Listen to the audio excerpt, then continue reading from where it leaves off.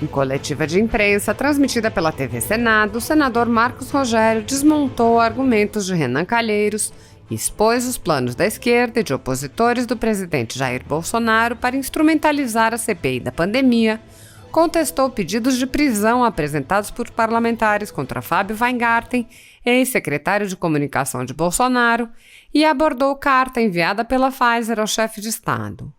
Marcos Rogério respondeu ainda a questionamentos quanto a um suposto aconselhamento paralelo. Nesta atuada, o congressista ressaltou: é mais uma tentativa da oposição e do relator Renan Calheiros de reafirmar a sua narrativa pronta. Veja que quando o conteúdo do depoimento não confere, não caminha na direção que querem a oposição e o relator, ele passa a ser atacado. Ademais, o parlamentar assinalou os métodos espúrios empregados por Renan Calheiros e seus aliados. A oposição via, no depoimento do secretário Weingarten, um depoimento bom, porque deu declarações à Veja apontando para algumas situações que ele acompanhou. Os membros da oposição acharam que ele viria aqui como homem do governo. Quando essa pretensão, essa expectativa é frustrada, eles mudam a estratégia e passam a desqualificar o depoente, tentando achar contrariedade, mentira, para tentar fazer o espetáculo final com o pedido de prisão dele. Com todo respeito, é algo de que o Brasil não precisa. Estamos diante de alguém que quer se colocar como justiceiro.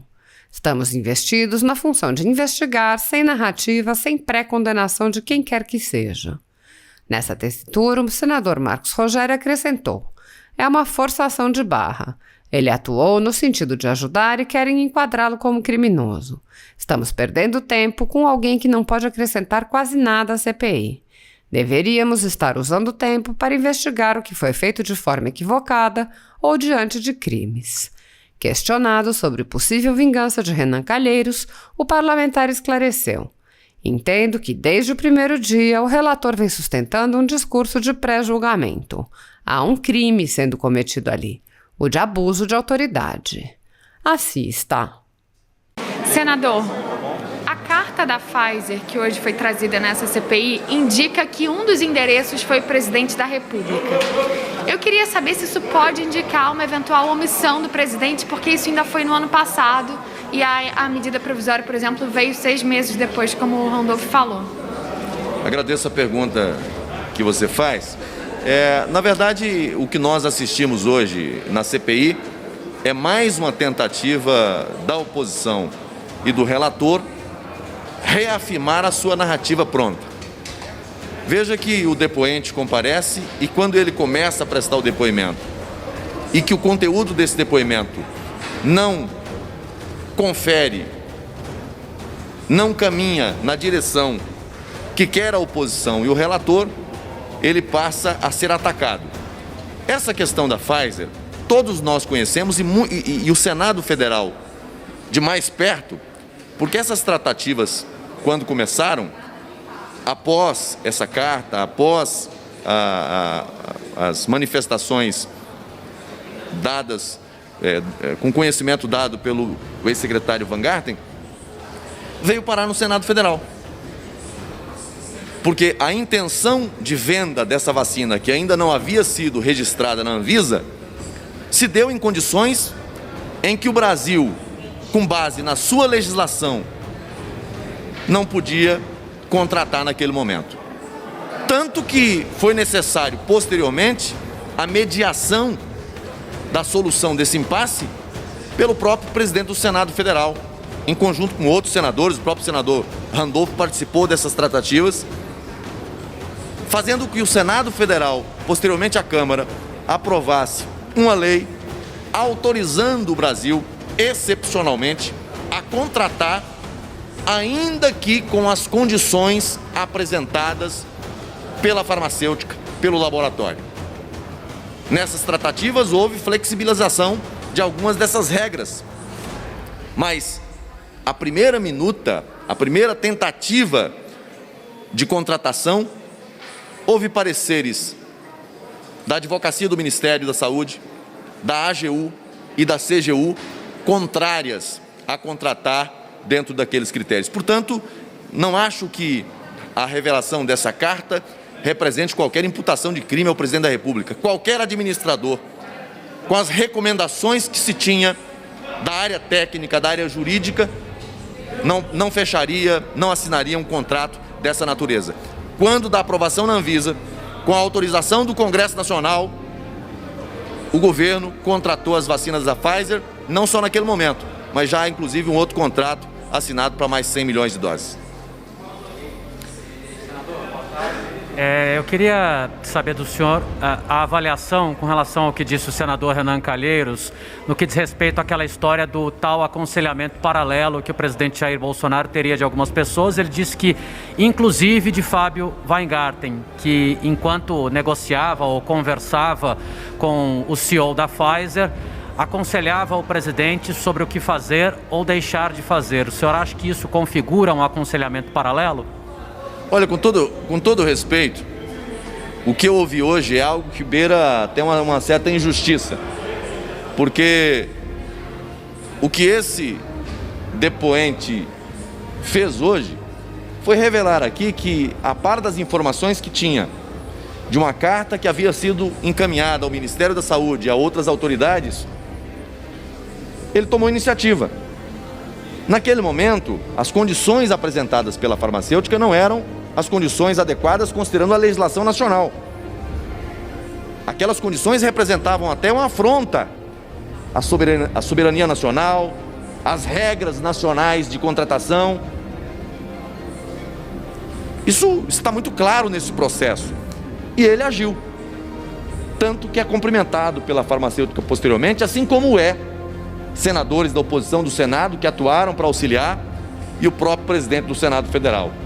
Não vejo nessa conduta qualquer nódoa, qualquer fato que represente revelar algum tipo de malfeito por parte do governo.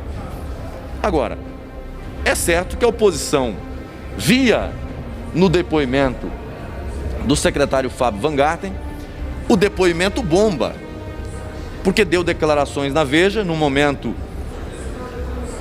da sua vida, apontando para algumas situações que ele acompanhou, e acharam, os membros da oposição, que ele viria aqui como homem-bomba do governo. E quando essa pretensão, ou quando essa expectativa é frustrada, aí eles mudam a estratégia e passam a desqualificar o depoente, tentando achar contrariedade, contradição, omissão, mentira, para tentar fazer o espetáculo final com a sugestão, com o pedido de prisão dele. Com todo respeito, é algo que o Brasil não precisa. Aliás, até a exposição que foi feita ali, CPI investiga fato determinado do passado. Até fixação de placa agora com número de mortos, que a gente lamenta, tantas famílias perdendo vidas no Brasil, mas o que deixa claro é que nós estamos diante de um patrulhamento de alguém que quer se colocar como justiceiro. Com todo respeito, não é esse o papel da comissão. Não somos vingadores, não somos justiceiros. Nós estamos, todos os senadores e a comissão diretiva da CPI, investidos na função de investigar, sem pré-julgar, sem criar retórica ou narrativa de pré-condenação de quem quer que seja. Então acho que a investigação tem que avançar, acho que nós estamos avançando, já ouvimos os ministros, o atual ministro, ex-ministros, temos outros a ouvir, e disse hoje na CPI, quando é que nós vamos ouvir governadores e prefeitos? 51 operações da Polícia Federal, 18 estados da federação com operações da Polícia Federal, 202 bilhões de reais envolvidos nesses contratos com suspeita de superfaturamento, de corrupção. Quando é que a investigação vai chegar para onde foi o dinheiro e dizer à sociedade o que foi feito com esse recurso? É isso que a sociedade espera. Senador, o senhor considera que o depoimento hoje do Fábio ele foi correto, não foi desonesto, entrou exatamente na honestidade do que deveria ser dito, ou ele escorregou em alguma coisa? Depende do ângulo que alguém analisa. Veja, o depoente é convocado para falar sobre fatos e sobre o que conhece. Com todo respeito, assim, a oposição acho que escorregou na casca da banana, porque, assim, com todo respeito, o secretário Fábio, o conhecimento que ele tem em relação a essa matéria, para além daquelas que são da competência dele como secretário de comunicação, da questão da mídia, em relação à questão do contrato com a Pfizer, é uma forçação de barra.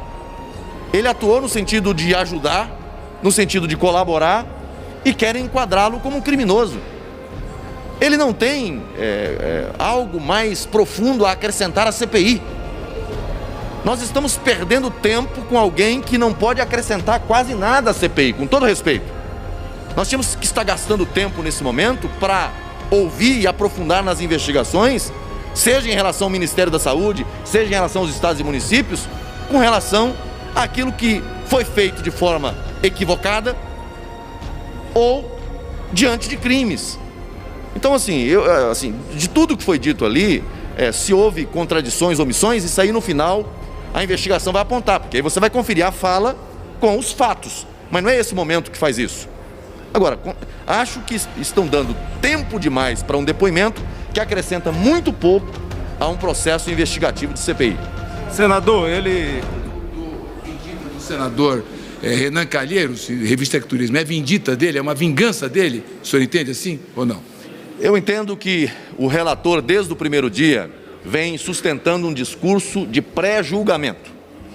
Pré-julgamento.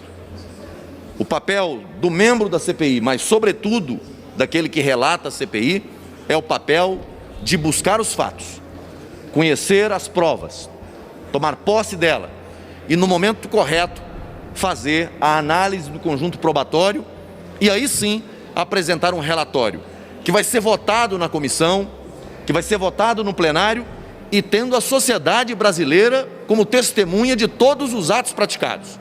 O que parece é que muitos ignoram que a sociedade brasileira está acompanhando os trabalhos da CPI. Senador, o ex-secretário Fábio Van Garten foi convocado aqui objetivamente porque deu uma entrevista para a revista Veja e lá teria dito que chamou o ex-ministro Eduardo Pazuello de mentiroso, de incompetente.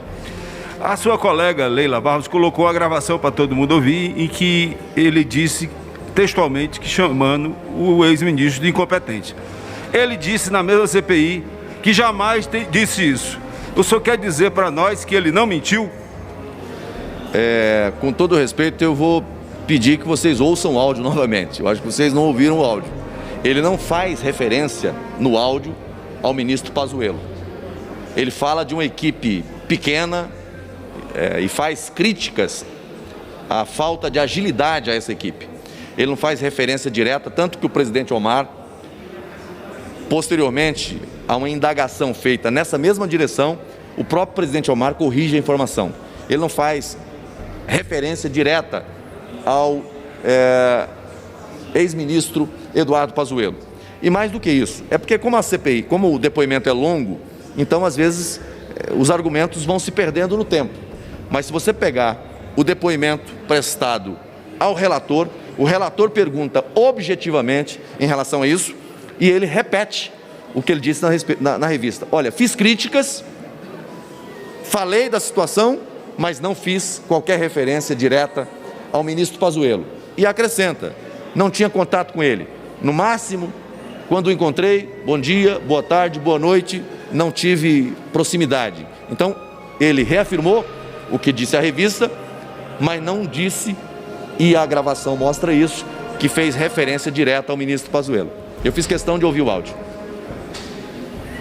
Senador Eric Mota, do Band News TV. Outro ponto é que ele disse que o governo nunca fez propaganda em blogs bolsonaristas, mas, por exemplo, na CPI da fake news, ficou comprovado que sim, tem propagandas do governo circulando em blogs e canal do YouTube de bolsonaristas. O senhor acredita que ele não mentiu em nenhum momento durante o depoimento dele hoje? Bom, o que eu ouvi no depoimento dele, a pergunta foi se a SECOM financiou esses blogs, essas plataformas, para fazer propaganda do governo. A resposta foi que a SECOM diretamente não financiou nenhum desses blogs. Eu não posso afirmar aqui se houve propaganda ou não, porque eu não sou fiscal de publicidade do governo.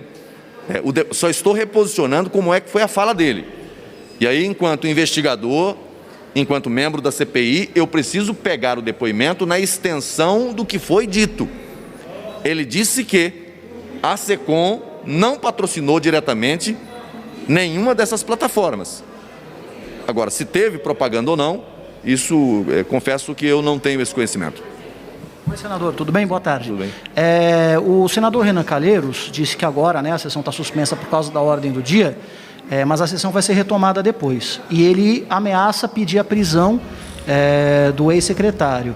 Se isso acontecer, já que qualquer brasileiro pode pedir uma prisão em flagrante, vai ser um ataque ao Palácio do Planalto? O senhor vê como um problema para a imagem do presidente da República? Quer dizer, a CPI estaria chegando no Palácio do Planalto? Com todo respeito, se o senador Renan, relator da CPI, determinar ou pedir a prisão do depoente, não será um ataque ao Planalto, será um ataque à Constituição Federal e à lei penal brasileira. Porque você só pode determinar a prisão de alguém mediante crime em flagrante. Com todo respeito, não houve caso de flagrante ali. Agora, há um outro crime sendo cometido ali, de abuso de autoridade. É preciso ficar atento ao que está acontecendo. Gente, obrigado, um abraço.